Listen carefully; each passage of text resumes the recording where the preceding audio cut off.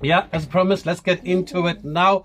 Radio 2000 is cosified for the next hour between 6 and 7. We are joined by the sporting director as well as the marketing director at Kaizer Chiefs, Kaizer Motaung Jr., as well as Jessica Motaung, who's bred a very long day. Hey, Jess, I woke up and I saw you on TV this morning. Yes, Doesn't stop. It's been long, but it's been great speaking about the brand, engaging with our supporters, and really getting ready for the season. Yeah. And SD, you were here an hour earlier, an hour before the show. Is that the sign of things to come? Is this the new professionalism at Amakosi this season? Everything's a year of excellence, you know. So be prepared, be on time, be ready. Yeah. And how ready are you for the season that's next week as the football department? Because we know the marketing department has been ready for weeks. Yeah. No, I think we also just to set the marketing department definitely set the tone for the season. I mean, if you can look back, if I can just touch on the successful jersey launch that we had, it set the tone for what's to come. I think it really raised the bar in level of excellence. So from our side, I think it's going to be a lot of hard work ahead of us.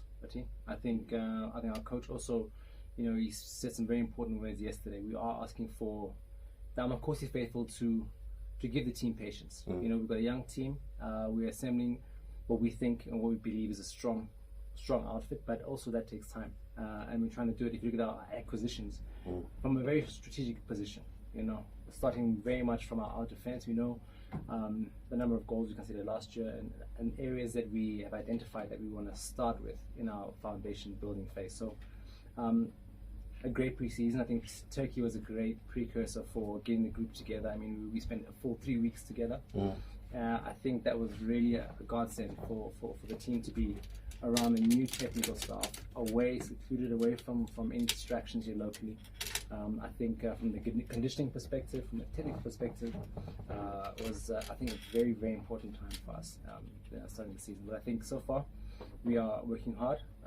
Also in the transfer market, we are looking at certain areas that we're identifying for the short term, medium term, long term. So a lot of hard work still ahead of us.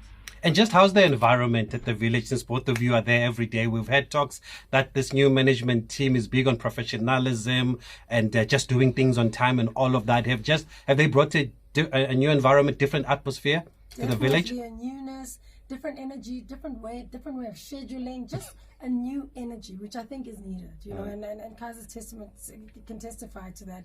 They're just very professional and just wanting the players to do things differently.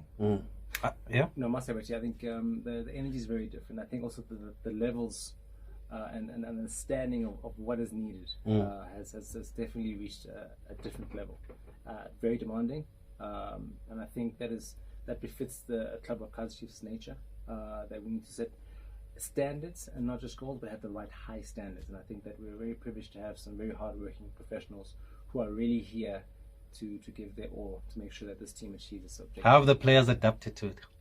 It's been good. I mean, look, it's been also a bit of a change. Has it been a culture shock? Culture shock, language shock, also tactically to get an understanding of a game model that requires a lot of intensity, a lot of focus, not just in a game or once a week or 3 times a week, but every single time you walk onto that field, into the meeting room. So I think you've already seen a lot of the players who are absorbing the information. Others still getting a sense of what is needed from them. So it's a process. It's a process, and I think especially when you want to do something right and implement a philosophy, it doesn't happen overnight. So very excited. They are, I think, very excited. Are they the kind of coaching staff that finds players for being late? Definitely. Like if you're supposed to be there at 8 and you're there at 10:08. Definitely. Have you had a few being fined?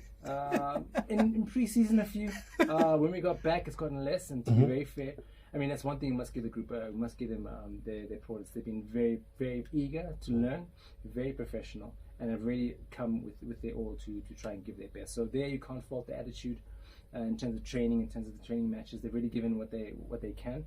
But of course, the levels are different, so we have to give more than you can at this stage. Yeah, and Jess, when you speak to the fans, what kind of sense do you get? There seems to be a lot of excitement, a lot of expectations also. There's a lot of excitement, definitely expectations. I think we felt it with the Toyota Cup. You could see the energy, the supporters coming, just anticipating the coach coming, and seeing him with the team for the first time. But also there's an understanding. I think there's a clarity that there's been clear commitment and investment from the club, and there is an understanding, as much as people want us to just jump in, it must just be all roses, that we have to build the foundation, and it's going to take time, but we're going to do it together with the supporters as well. But there's no time at Kaizer Chiefs, Steve. They always tell you, you have to hit the ground running. Does he understand that?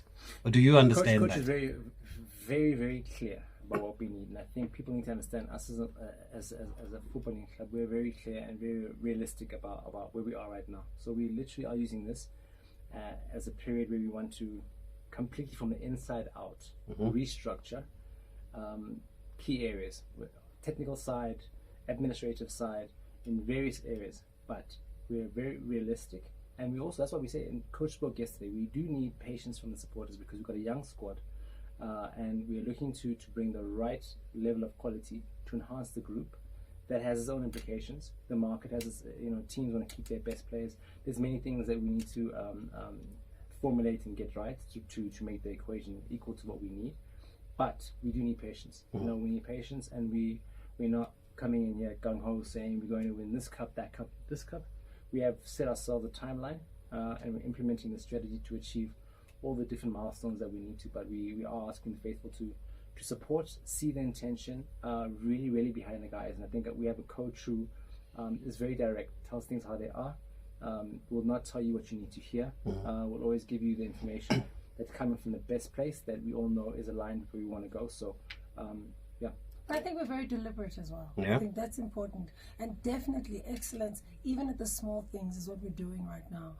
That is very key. People must know and be confident that the team that's been put together and the technical team are doing things with a deliberate intention. And what are those timelines, maybe? What are some of those targets that you've set for the coach? To be fair, I mean, what I can say is it's just for us to be able to get our cohesive foundation right, and also we're also looking at taking a different approach in the transfer market and how we approach certain targets. It's very important that the players that we have understand the game model the coach is trying to implement, and everything we're doing right now is centered around that and our long-term goals, where the club needs to be. So at the end of the day, the coach needs time, and his technical staff needs time to implement what they have to implement, and support, I think, from the Amakosi faithful.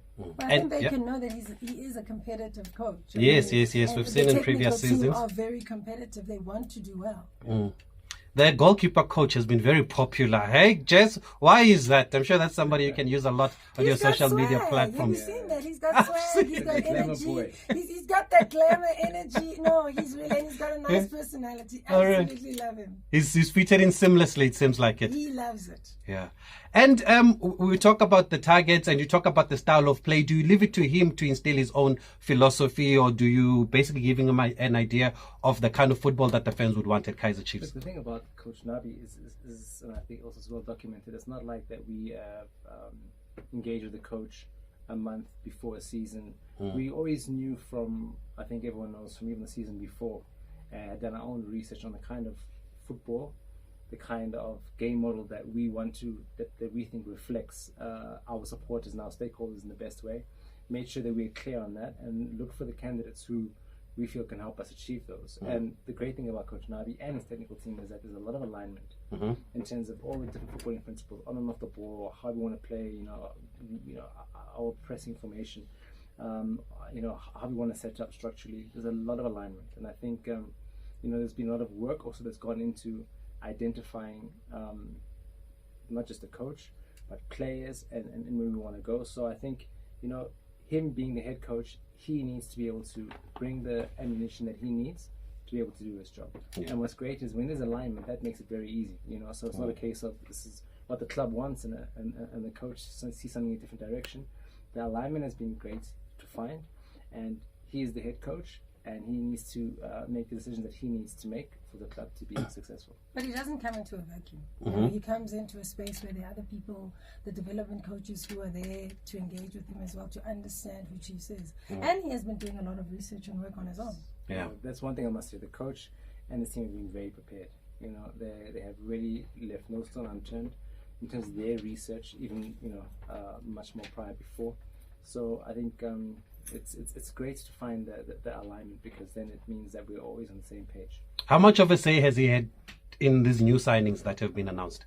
Massive say, because we with the committee, the technical committee as a whole, we've really taken big strides in holding ourselves accountable to what we need and not compromising on that there. So of course he's the coach who needs to be able to work with the players, he needs to be able to bring the game model to life, and he knows exactly the attributes he needs. And we sit down and we have our framework according to different positions, and obviously, you know, like in all life, you're not always going to get all the targets you want. You know, you have to plan around certain positions, and like again, you know, people are willing to sell on the market, different things come into play, and you do your best to make sure that you can get the attributes you need. And is he someone, like you said, you've been talking to him for a while now, is he someone you identified? How does it work? Do you go out and you look for a coach, or do you look at who applies and go through the CVs? You've got to look at where the team needs to go. You need to know yourself first, and I think that what was you're the looking process, for. that was really the process that we took. We looked internally, had a very, very hard look at where we were, not just, you know, last season, over the years, but more especially last year, and we looked at where we want to go. And of course, when you do that, you then earmark the best, and we feel we definitely have very, very strong, capable technical staff. And there was a long list. It wasn't a short list. The guys did a lot of work and went through a whole process. It's been a long process, a long time coming. They didn't just decide at the end of the season or just 2 months before. It's been a lot of work and a lot of presentations and discussions. And as a board member, do you get to see these names, Jess? Do you get to sit and make discussions and give input also? Because sometimes we think you're all about just the marketing and the jersey and getting it sold. No, definitely. And I think the board has taken a very serious view around the kind of financial investments that we've had to put into making sure the squad have what they want, and the Kaizer and the football department have made sure that they come in and we've tested, we've questioned a lot of things. There was some sessions where we had to have some serious discussions, but that's what the board must do to keep us all accountable. And I think we were very clear around the process that they employed, and I think they've done a great job, and we're very happy. But we're investing in the right places. So even when they want a budget, they have to justify it. Of course, all of us have to, even the marketing department, but that's what the board's here to do, and we need to make sure that the business runs well, but also make sure that we're really reinvesting into the business. Is it tough to ask your sister for more money, Junior? How tough is it?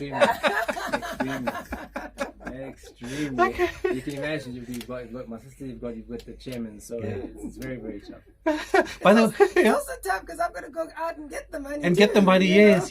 But what's fascinating though is that you've been able, I don't know if to get the money is the right word, but you've been able to sell the jerseys, even though the team hasn't been doing well. But we've heard from the guys at Kappa the other day, I don't know who they were speaking to, but apparently last season's jersey did wonders for them, and they've never sold anything as big as a Kaizer Chiefs jersey. Why is that, despite the team not performing as it should on the field? Well, I think the team stands for a whole lot of things, and I think the brand is very strong. The support base is very passionate. Our supporters are the ones that drive our business at the end of the day, and I think that's important.